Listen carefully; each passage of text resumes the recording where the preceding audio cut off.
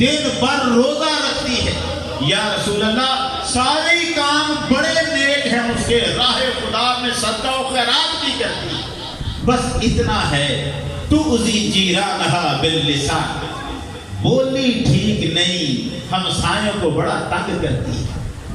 یہ کون سی عورت ہے جو محمد عربی کے زمانے میں ہو، مدینے شہر کی ہو، ایمان والی ہو، نمازیں پڑھتی ہو، روزے رکھتی ہو، صحابیہ ہوئی نہیں؟ کیا فرمایا تھا سرکار؟ سرکار نے فرمایا ہی من اہل النار، وہ جہنم میں جائے گی۔ کیا مشکل تھا؟ نیکیاں تو کر رہی تھی، نمازیں تو پڑھ رہی تھی، روزے تو رکھ رہی تھی، صدقہ و خیرات تو کر رہی تھی، مگر جس سے بچنا تھا، ہمسایوں کو تنگ کرنے سے بچنا تھا، وہ نہیں بچ سکتی۔ اصل مارکا، اصل مشکل، اصل میدان یہ ہے، بچنے کا میدان ہے۔ جہاں بچنے کی بات آتی ہے وہیں ہم پھنس جاتے ہیں۔ ہم میں سے ہر کوئی نیکی کر لیتا ہے۔ حضرت صاحب سفیان ثوری کی نیکیوں کی بات کر رہے تھے، رب کی بارگاہ میں نیکیاں پیش کی، نیکیاں پیش کر لی، وہ بلا شبہ بہت بڑے ولی ہیں، ان کی بات نہیں ہے، لیکن میں تو عرض کر رہا ہوں کہ نیکی کرنا اتنا بڑا کمال نہیں جتنا بڑا کمال بدی سے بچنا ہے۔ مسجد میں نماز پڑھنے والے نمازی آپس میں لڑ پڑتے ہیں، وہاں بیٹھ کر آپس میں الجھ جاتے ہیں۔ نماز پڑھنے آئے تھے، یہ آسان تھا، آپس میں لڑنے سے بچنا یہ مشکل ہے۔ وہ دوسروں کے لیے ساری باتیں جو بھی حضرت نے کہا، مولویوں پر تنقید کرتے ہیں، نکتہ چینی کرتے ہیں، دل توڑ دیتے ہیں، یہ کیا ہے؟ جو بچانا تھا، جس کام سے بچنا تھا، وہاں سے نہیں بچ سکتے۔ ہمارا مسئلہ یہ ہے، جہاں سے بچنا ہے، اصل مارکا جو ہے، اصل میدان جو ہے، ہم وہیں پر رہ جاتے ہیں۔ وہ شخص جو سرکار دو عالم کی خدمت اقدس میں حاضر ہوا اور جو اپنے باپ کی شکایت لے کے آیا تھا، وہ اپنے باپ کو کھلاتا تھا، پلاتا تھا، خدمت کرتا تھا اپنے باپ کی، لیکن اسے یہ تکلیف تھی کہ میرا باپ میرا مال مجھ سے لے لیتا ہے، پھر پتہ نہیں کہاں استعمال کرتا ہے۔ میرا مال کماتا میں ہوں، لیتا یہ ہے، پیسے لے لیتا ہے، سارے نہیں لیتا تھا، اپنی ضرورت کے مطابق لیتا تھا، مگر دل میں گلہ آیا، دل میں گلہ آیا، کیوں لیتا ہے ابا؟ پسینہ میں بہاتا ہوں، میرا باپ مجھ سے پیسے چھین لیتا۔ اب جب بوڑھا باپ ساری زندگی سے کماتا رہا تھا، اب بڑھاپے میں آ کے اس کی شکل نہ دیکھے تو کیا دیکھے؟ اس سے نہ مانگے تو کس سے مانگے؟ یہی تو سہارا تھا، مگر یہ بیٹا اس کی خدمت کرتا رہا، وہ آسان تھا، لوگوں کو بتاتا تھا میں ابا جی کو بڑا دیتا ہوں، ہر طرح اچھا رکھا ہوا ہے، مگر دل میں گلہ تھا، میرا باپ مجھ سے پیسے لیتا ہے، اچھا کرتا نہیں۔ اور پھر وہ وقت آتا ہے کہ سرکار دو عالم کی بارگاہ اقدس میں آ جاتا ہے، یہاں آ کے کہتا ہے یا رسول اللہ میرا باپ مجھ سے میرے پیسے لے لیتا ہے، شکایت کر دیتا ہے، شکایت سے نہیں بچا۔ حضور نے فرمایا اچھا جا اپنے باپ کو لے کے آ، جو مال کمائے مال تو اس کا ہوتا ہے، تیرا باپ تجھ سے مال کیسے لے لیتا ہے؟ بلا کے لا۔ بیٹا جاتا ہے اور دل میں خوشی کا احساس ہے، آج کے بعد میرا ابا مجھ سے پیسے نہیں لے سکے، آج معاملات نمٹ جائیں گے۔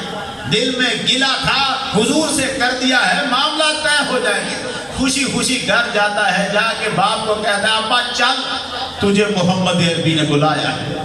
باپ نے سنا حضور نے بلایا ہے، خوشی سے کھیل اٹھا، مجھے حضور نے بلایا ہے، سرکار نے پتا نہیں تھا بلایا کس لیے، بڑا خوش ہوا سرکار نے بلایا ہے، کہنے لگا میری لاٹھی پکڑاؤ، جلدی سے سرکار نے بلایا، گھر والے لاٹھی پکڑا رہے ہیں، پکڑتے ہوئے اٹھ رہا ہے، بیٹا کہتا ہے آج تیرا حساب طے ہو جائے گا، تو نے بڑی عیاشی کر لی ہے، بڑے پیسے لیتا ہے، میں نے حضور کو بتا دیا ہے تو میرا مال چھین لیتا ہے۔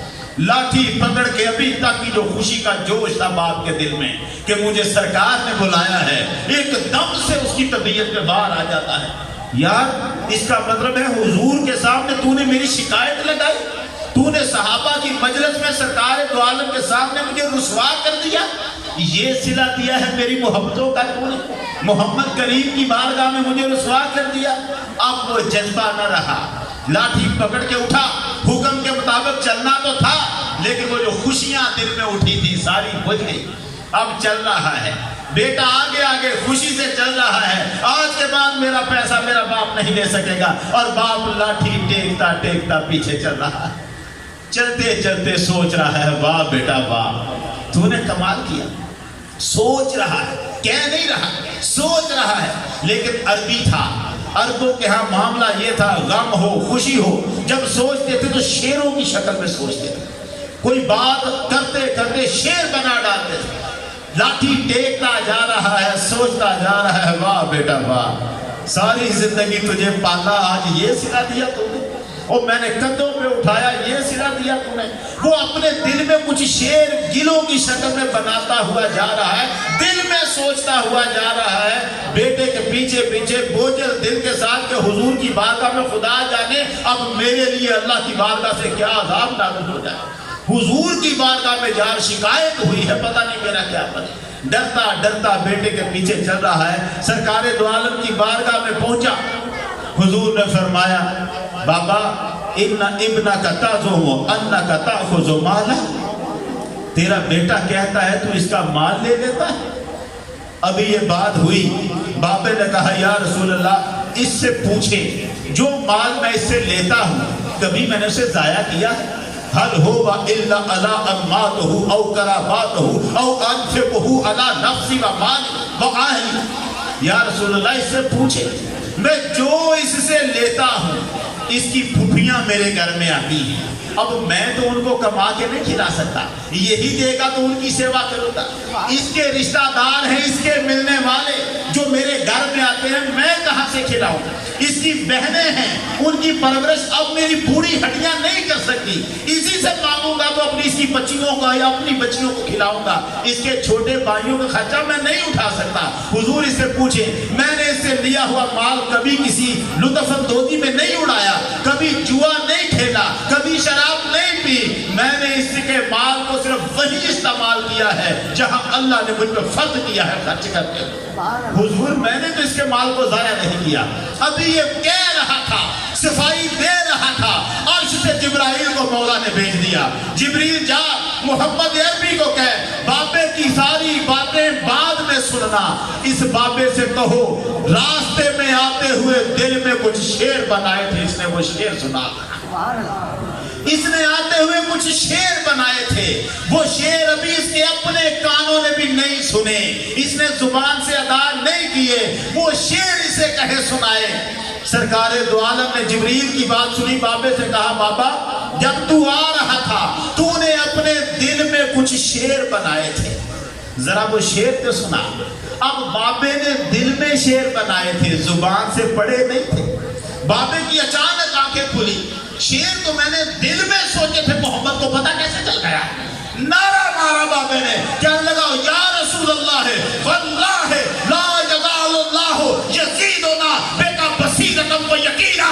یا رسول اللہ ہم جب بھی آپ کی بارگاہ میں آئے ہیں سینے کا ایمان اور بڑھ گیا ہے, ہمیں یقین ہے محمد سچا نبی ہے, ہم دل میں سوچتے ہیں محمد کو پتہ چل جاتا ہے.